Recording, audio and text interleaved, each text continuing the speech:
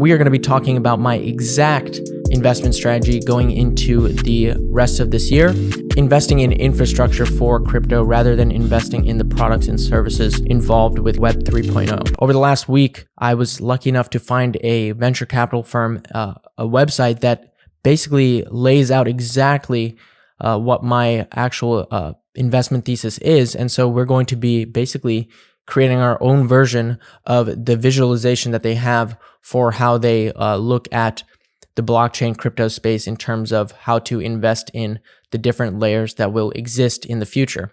So here it is. This is the 11-layer OSI model of blockchain. Now, I don't want you to get too freaked out by this. For those of you who don't know, I'll give you a little bit of background. My background is actually in information systems. And so when I look at crypto, I look at it as an innovation on two major pieces of infrastructure that we have today. One of them being the internet.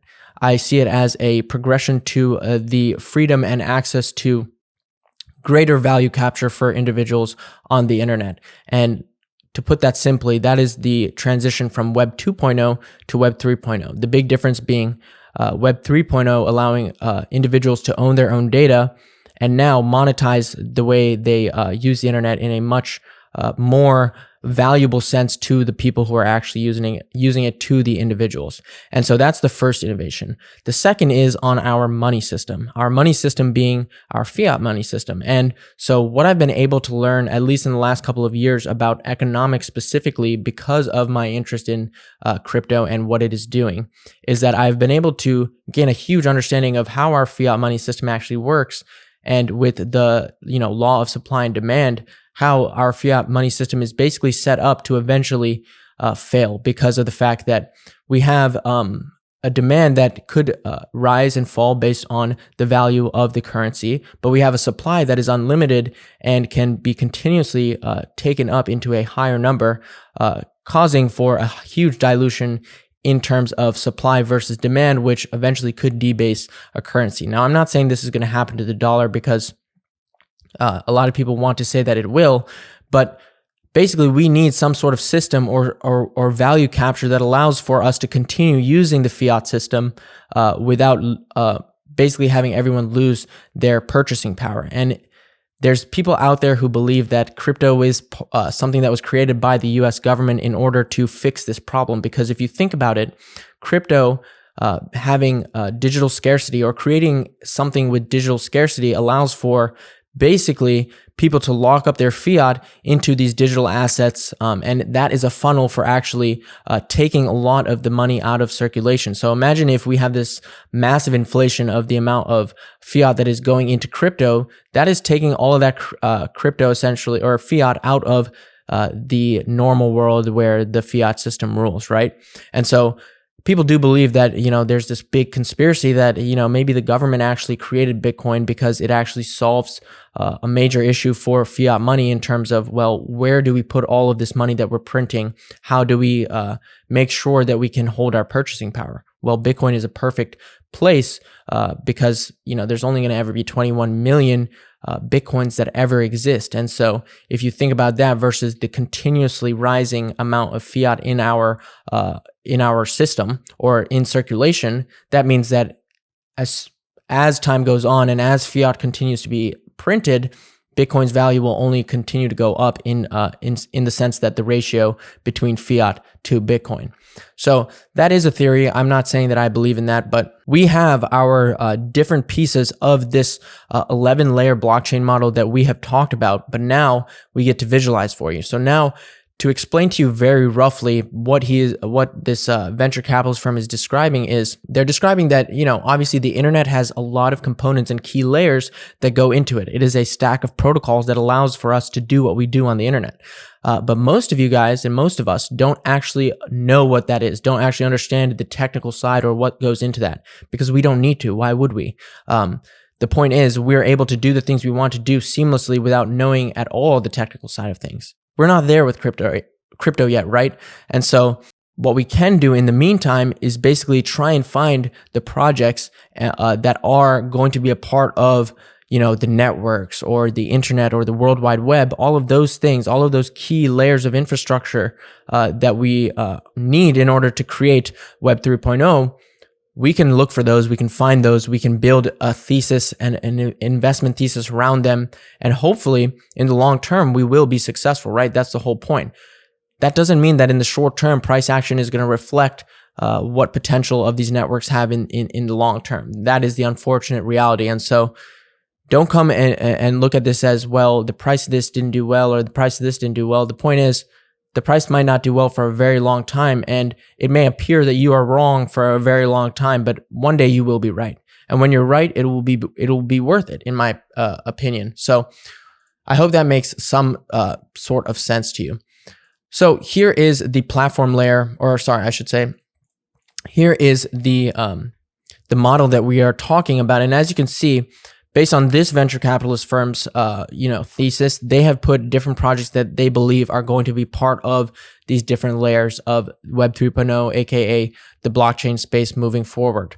And although I do agree with some of these, I don't necessarily, obviously everyone can make one of these and it can be different. And so I'm going to make one with you where I'm going to describe to you, based on ones that we've already talked about, where I believe these fit in terms of the 11 layer OSI model.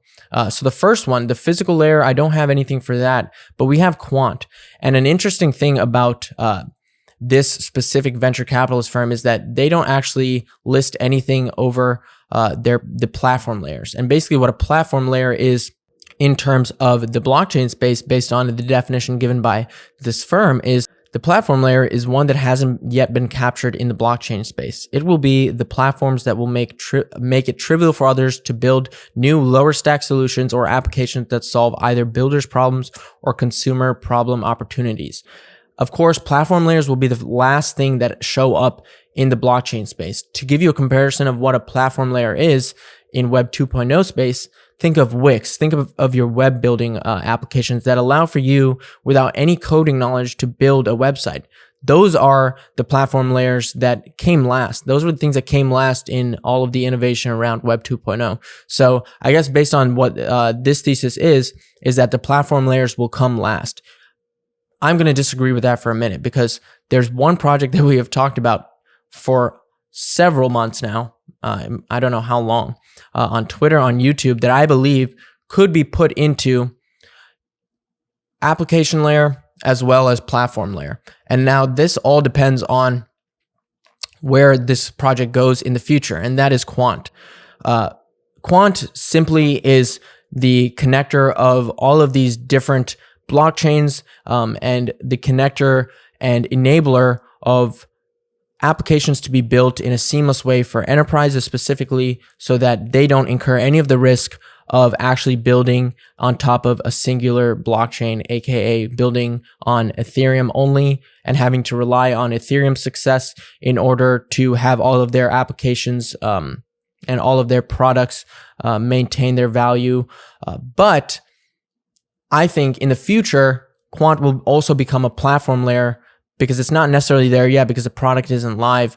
But why I believe Quant will not only be part of the application layer, which it is a key enabler for individuals or enterprises to actually build different kinds of decentralized applications. I think if they're smart, they will also become a platform layer that allows for, the ease of use to just increase to a greater level, allowing for people with no knowledge of blockchain, people with no understanding of how any of this works, being able to create decentralized applications and utilize the power of blockchains to create their applications or services.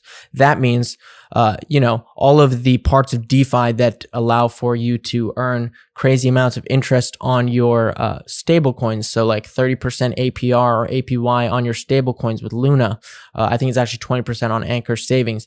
Right now, that is a huge difference between what you could do in a savings account where you're earning 0.02 with a bank, right? So there's a huge incentive and a huge amount of value that can be incurred by just using a blockchain-based stablecoin at this current moment in time. And so if you're allowed, or you're enabling people to, bring these pieces of blockchain and crypto into their applications and service very seamlessly, that is going to bring a lot of value to your token, because at least in this the case of Quant, the Quant token is required in order to be able to use all of the functionality of Quant's operating system, right? And so that means that, again, all of the money and demand that will eventually lead to the Quant token we will assume is going to be a lot. And so, again, not to overwhelm you with this video, but I just wanted to come on and then start talking to you and giving you some ideas about how I see this space and how we will continue to build upon what we have right now.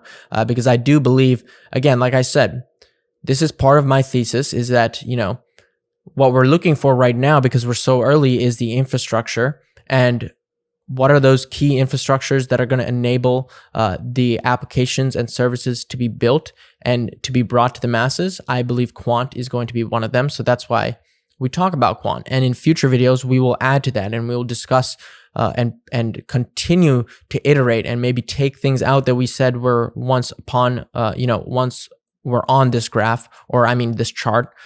We will consistently, change and revise this strategy. But again, wanted to get on today and bring you this video. Hopefully you found more value in this than, me just talking about prices, because again, like I said, guys, that gets so boring and repetitive, because in the long run, you lose sight of it if you're only looking at what's happening in the short term.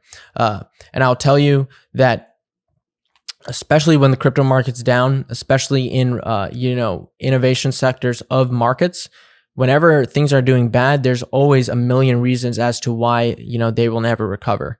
But I can tell you, it's just facts. Bitcoin has had very, very bad times, and it's always come back, basically, since its inception. And I believe that obviously we are just at the very beginning of crypto in itself. So this is definitely not a time to stop paying attention, but really revise your strategy and understand where you're coming from in the long term.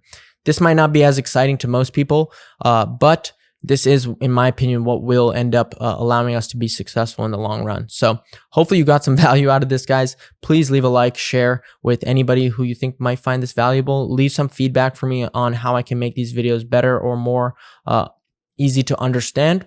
And I will definitely take those into consideration, because I read every single comment. So all that being said, I will see you in the next one, guys. My name is Dante, aka Dante DeFi. And if you made it all the way to the end of the video, you already know, real ones only.